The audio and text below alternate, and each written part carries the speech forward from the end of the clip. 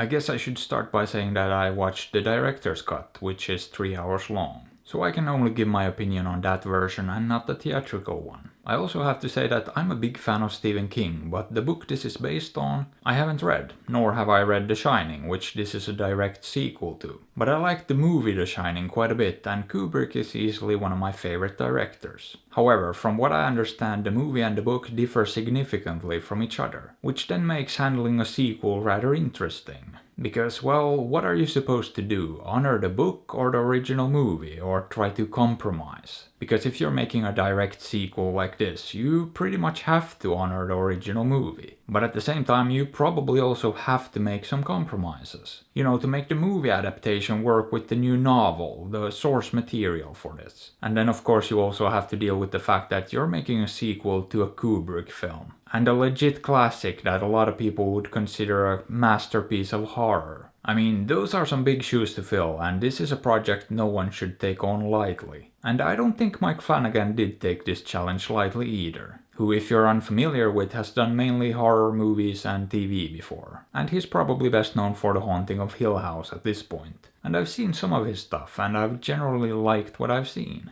I haven't loved it, but I think he knows how to do horror the right way. And with all of the preamble out of the way, let's get into the actual movie, shall we? So the movie basically picks up, partially, directly after the events of The Shining. And it follows this young boy Danny Torrance, but at the same time, it also establishes who he is as an adult 30 years later and where he is in life. But not only that, we also have this completely new storyline with this female character, the lady in the hat, who, without giving too much away, also has some abilities. And the first hour of the movie is just basically spent establishing the world and setting everything up, setting the stage for the rest of the story to unfold. And I would very much say that it needed that time to get it all done too, without feeling rushed, because there's a lot going on here and a lot of information to absorb. And even if you've never seen The Shining, I think this still should work for you. And I think it needed to be honest, because you can't expect the audience to have seen a 40-year-old movie. But also this does feel like a completely new thing in a lot of ways. Something that's almost divorced from the previous movie. Because beyond some surface level stuff, they don't really share that many similarities, to be honest. They feel like they're doing very different things. In this, there's a lot more of a focus on The Shining, the ability Danny has. There's also a lot more information and details given as far as what that is and how it works. And the movie basically spends its time exploring that while also introducing this villain, the lady in the hat, and exploring her whole thing and what she's up to as well. And I mean, it does tie into the events of the previous movie in some ways too, but it didn't really feel like it would have been even necessary, to be honest. I think they could have even changed the main character's name or removed the direct links to The Shining, and this would have still worked as a standalone movie had they wanted to. Which is both a good and a bad thing, because it means this is actually bringing something new to the table. It feels fresh and different enough to warrant a new movie, but at the same time, the connections to the previous film do feel a tad bit thin and flimsy. But I honestly don't know how they could have realistically dealt with this in any other way either. Now, what did I think of the movie as a whole? Well, I think it's a well-made film.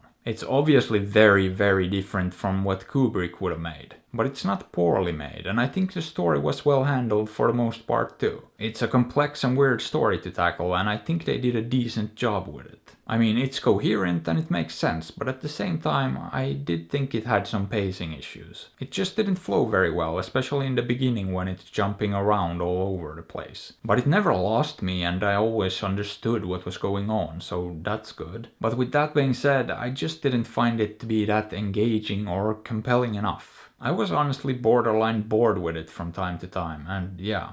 As a whole, I can't say I really cared for it all that much. It was fine, but that's about it. But how about it? Would I recommend it?